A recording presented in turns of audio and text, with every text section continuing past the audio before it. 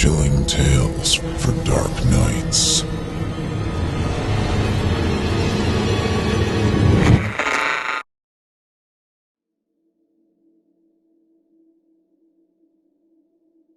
This is Hell, After All, by Chris Hicks, narrated by Otis Jiry. Tom didn't know how he got here. He remembered stalking the woman through the parking lot, waiting for the right moment to make the grab. Her coach handbag dangled from her elbow as he tagged behind her, pretending to text on his phone to lessen suspicion. He waited until she exited the parking lot onto the busy sidewalk of Broad Street before making his move. He walked up, bumping into her as he slipped the purse off her arm and ran. He remembered hearing her yell as he stepped out onto the street, and then the sound of a horn. Was that a bus? Sounded like a bus. Then everything was quiet. Everything was dark. And now this. Tom was wearing a gray jumpsuit, standing outside of a gray building with no windows on a street lined with buildings of the same design. The street stretched on for miles into the haze in both directions. Above him, the sky was a lighter color gray, filtering the light shining through. "Am I dead?" Tom thought. He took a deep breath, feeling his lungs expand. Could I be breathing if I was dead? Is this really air? Tom walked toward the building. There were no signs, only a revolving door leading to a lobby. He considered walking to one of the other buildings, but they all looked identical. What if this one was his building? After checking the other buildings, he didn't remember which one was his. If he was dead, he didn't want to end up a nameless spirit lost in purgatory because he lost his building. Tom stepped through the revolving door and entered a small lobby leading to a receptionist's window. The walls were bare, except for a single painting of a dog hanging askew. There was a small alcove with a table that had a few magazines on it, all 1970s issues of Sports Illustrated.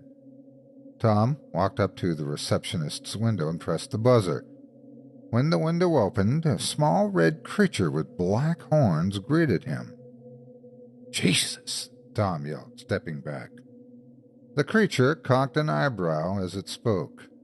I get that a lot. Honestly, we don't look a thing like each other.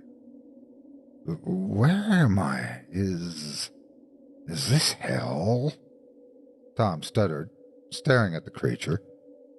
Besides the red skin and horns, its eyes were all black with no pupils. It was dressed in a forest green blazer that had a name tag clipped to the lapel. Whatever it was, its name was Nibus. The creature was standing on the receptionist's chair in order to reach the window. Tom could see its little cloven hooves digging into the fabric, trying to steady itself as the chair tried to swivel under him. "Didn't the dog tell you?" Nibus said. Tom looked around behind him. "Dog?" Nibus snorted. "Damn it, that dog. Always running about. He's supposed to guard this place. We put one of those invisible fence collars on him, but does he care? No. Just runs right through it. I told them he needed a collar for each head, but procurement wouldn't authorize buying more than one. Just give me a sec, okay?" Nibus plumped back down in his chair and picked up his desk phone and dialed. "Lydia?" "Nibus."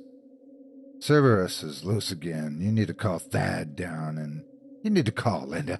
"No, you do. Because you're in charge of him." "Yes. No.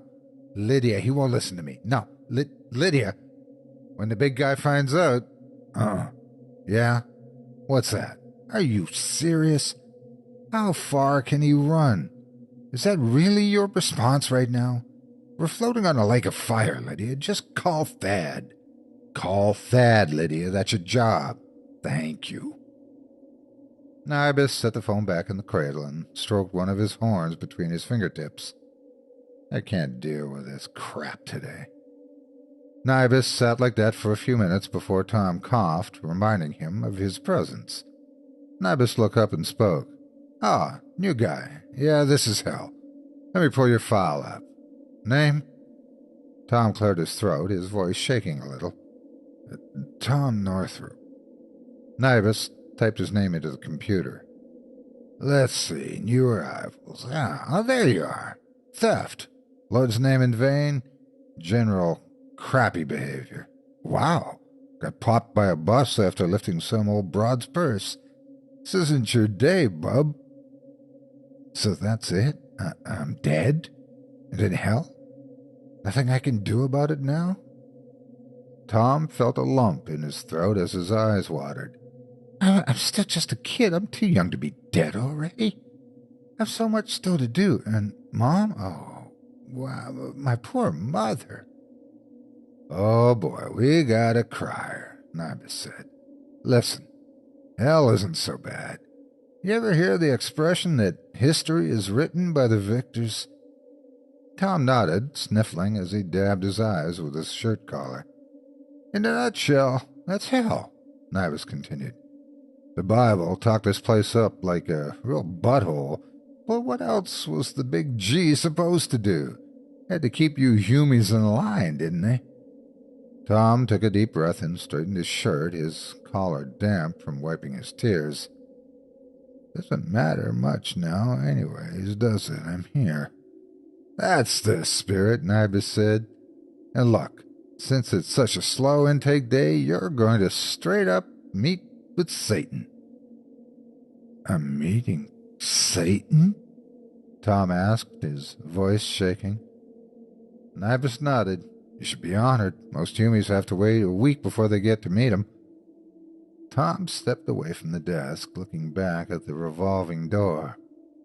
"Don't get any ideas, kid," Nibus said. "Outside that door, still hell. Run for 100 miles in any direction, still hell. And on the off chance you do make it to the edge, there's the whole lake of fire you've got to deal with. Runners never make it, and it just pisses everyone off. Don't make me have to call Lydia again. You'd really be busting my balls if you did." Tom gave the door another glance before stepping back to the window. "Good call, new guy." Nibus stood back up on his chair and leaned out the window.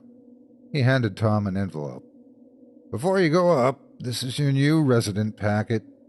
It has your badge in it. That's what you use to get back to your quarters after you meet with Satan. Just put it in the slot in the elevator. It'll do the rest. After he gives you your punishment, the key will update with that information and take you to your punishment site when the time comes. Got it?" Tom opened his packet, pulling out his badge that was attached to a lanyard made of braided horsehair. "The lanyard's a bit itchy, but this is hell," Nibus said. "Just put it in your pocket. No one really cares. This isn't that other place. We're not big on rules. Just don't lose it." Tom stuffed the badge and lanyard in his pocket. The rest of the packet were typical welcome literature, phone list, and a FAQ page. "Big guy's ready for you," Nibus said. "Step on the elevator and insert your card in the reader." "Elevator?" Tom asked. "There is no." When he turned to look, one of the walls of the lobby had opened up, revealing an open elevator door. Tom stepped into the elevator, which was all black and had no controls other than the card reader. Tom slid his card through it, and the door dinged and closed behind him. Just before the door closed, Nibus called out to him. "New guy, when you meet Satan, be sure to—" The door closed. Be sure to what? Tom thought as the elevator started moving. Up or down, he couldn't tell. The elevator played an instrumental version of We Built This City by Starship. As the elevator moved, the thought occurred to Tom that maybe the elevator was to be his torment. He was claustrophobic. Perhaps he would spend an eternity trapped in an elevator. His breathing quickened and his heart thudded against his ribcage. Or was that just in his mind, as the elevator continued in its journey? Just as he was about to brake, Tom heard a ding as the door opened. A great red serpent pushed its head into the opening of the elevator, Its fangs dripped with venom as it looked into Tom's eyes, its tongue darting between the gap in its front teeth. It let out a horrible hiss, causing Tom to cup his hands over his ears and curl into a ball on the floor of the elevator. It spoke in a deep, raspy voice that rattled in Tom's chest and felt like his ears were going to pop. "Welcome to hell," it boomed, followed by maniacal laughter, and then poof, it was gone. Tom looked up from his fetal position to see a humanoid demon with red skin and long black horns pointing at him and laughing. The demon was dressed in a business suit with his hair pulled back in a ponytail. The well-dressed demon almost fell over and was holding himself up against the wall of the elevator, pointing and laughing. "Your face right now," he said in between laughing fits. "Oh my God, that's priceless. You didn't piss your pants, did you? No shame in that. No shame at all." Tom wasn't sure. He looked down and didn't see any wetness, so he shook his head no. "Oh, that's good then. Save you a bit of embarrassment wetting yourself the first time you meet Satan. Which is me. Hello." Satan did a half bow. "Then it would be all awkward the next time you saw me. You'd be wondering if I'd be telling everyone that you pissed yourself when you left the room. Which I would if you did, but since you didn't, I won't. All right. Come on now. Up with you." Satan reached out for Tom to take his hand. "It was just a joke. Rather funny one, I might add," Satan said with a beaming grin on his face. Tom reached out and Satan pulled him up to his feet. "In case you were wondering about the snake thing, Revelation 12:9, the great dragon was hurled down, that ancient serpent who was called the devil and Satan, the deceiver of the whole world. So it's kind of required. His orders." Satan pointed up, rolling his eyes. "Well, not really. My idea. I get a kick out of it. It's a good icebreaker." Satan led Tom to a seat in front of a giant desk in the middle of the room. Satan sat in the chair on the other side of the desk, leaning forward, his elbows on the desk, as he rested his chin on his fists. "Well, here we are. I'm Satan, and this is hell," Satan said. "And you're—" "Tom Northrop," Tom replied. Satan gasped. "Did you say Tom Northrop?" "Yes." "The Tom Northrop?" I guess so," Tom stuttered. "Oh, wow, this is big, real big. We've been waiting for you." "Really?" Tom asked. Satan nodded. "Oh, yeah, biggest new arrival since Hitler." Tom's jaw dropped. "Me? Really? I wasn't that bad, was I?" "Oh, yeah, we got a huge file on you, Tom," Satan said as he leaned down and lifted a hefty file from the bottom drawer of his desk. "Everything in here says you're a bad dude." Tom was stunned.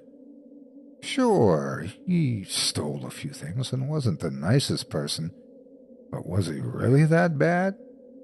The devil leaned forward, talking just above a whisper. "Want to know what it says about you?" Tom nodded.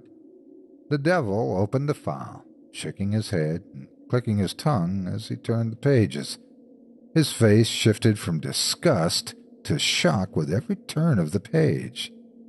"I can't tell you everything in there, for reasons of security. But can I ask you something?" Tom nodded. "What was it like diddling all those puppies?" Tom furrowed his brow. "Does it say I did that?" "Yeah, right here," Satan said, pointing to no page in particular. "There must be some sort of mistake. I never—" Tom said, but was interrupted by Satan, laughing and smacking his hand against his desk. "Got you again," Satan said.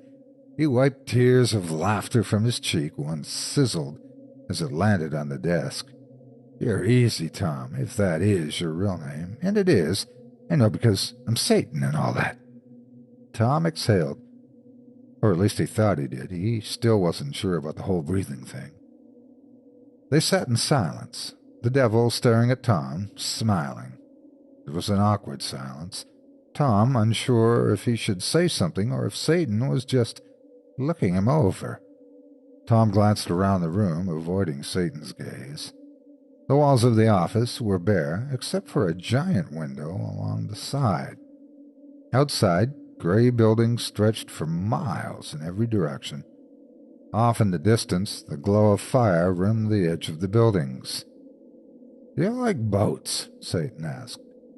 "Boats?" Tom repeated, puzzled by the question. "Yeah, boats. Were you much of a boater in life?" "No, I can't say that I was," Tom answered. "Well, that's too bad," Satan said. "Why?" No reason," Satan said. More silence. Satan picked up a pen and began drawing on the cover of the folder.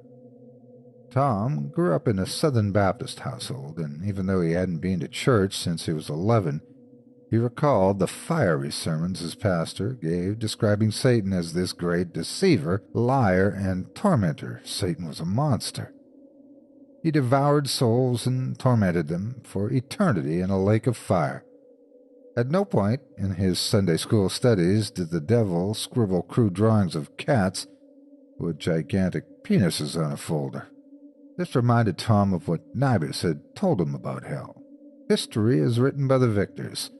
Maybe Satan was kicked out of heaven because he was annoying, and he was sent to work in the warehouse like he was the retarded son of a wealthy business owner.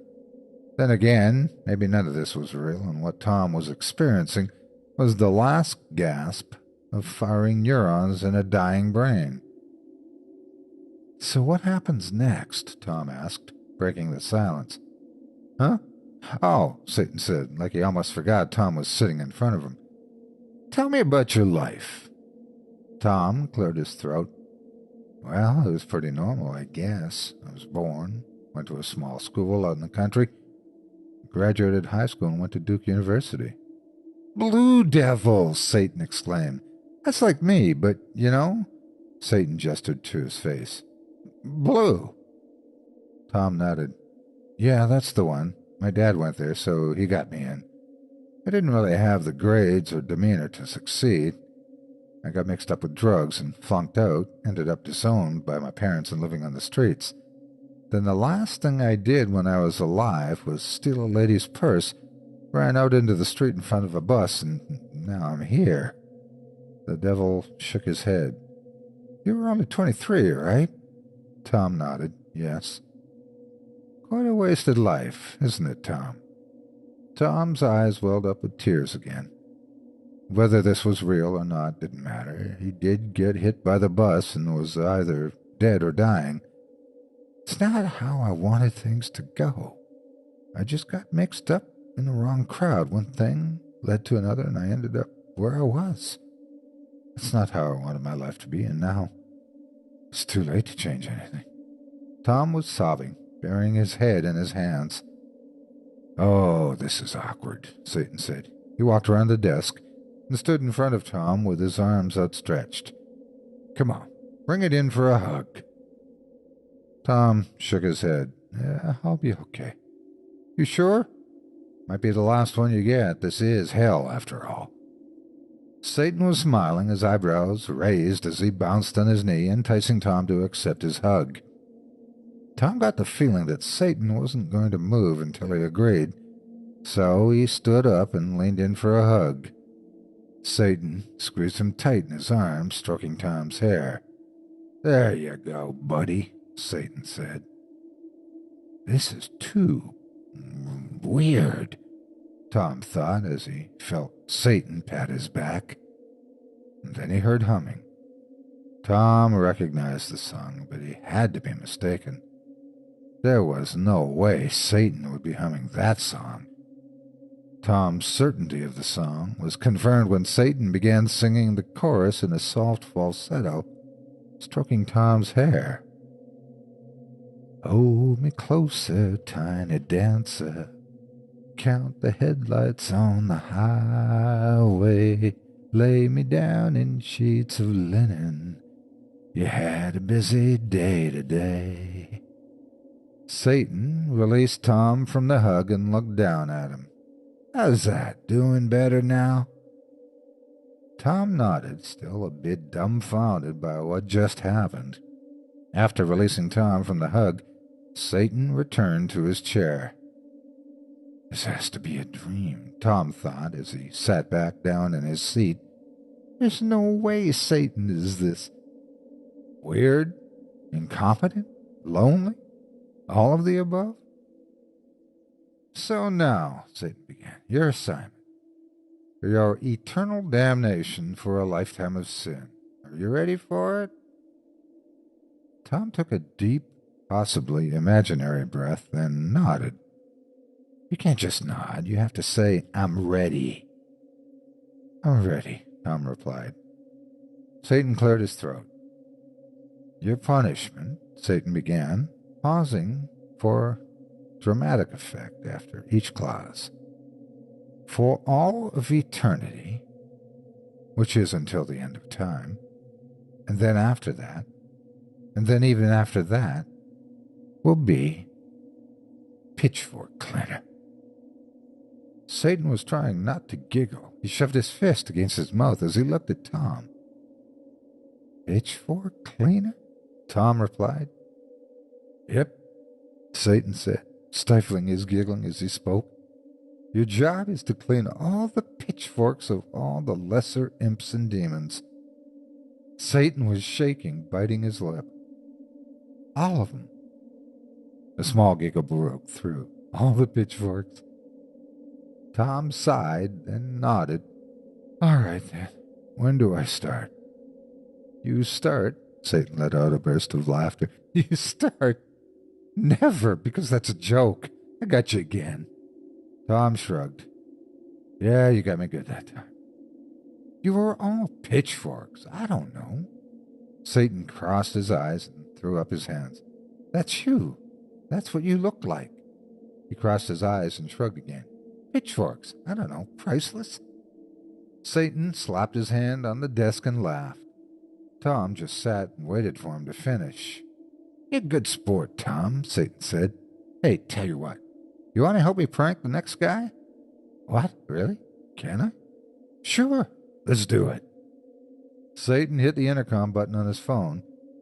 He looked up at Tom, pointing a finger to his lips to shush him as he tried containing his laughter. Nibus, is that you? Yeah, Satan cut him off. Are you there, Nibus? I can't hear you. Yes, this is... Nibus, can you hear me? It's Satan.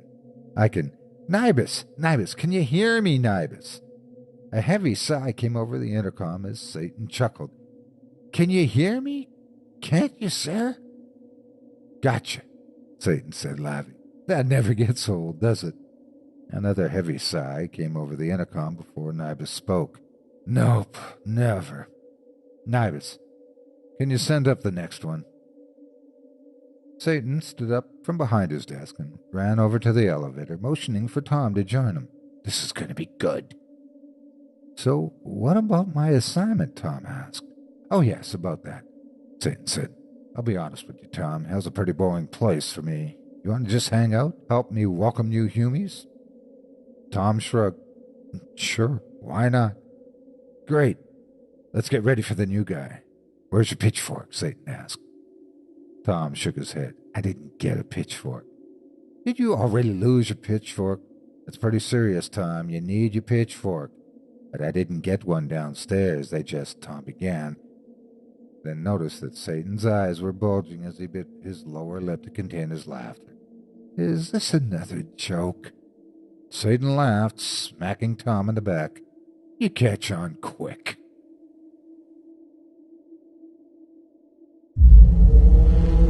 Chilling tales for dark nights.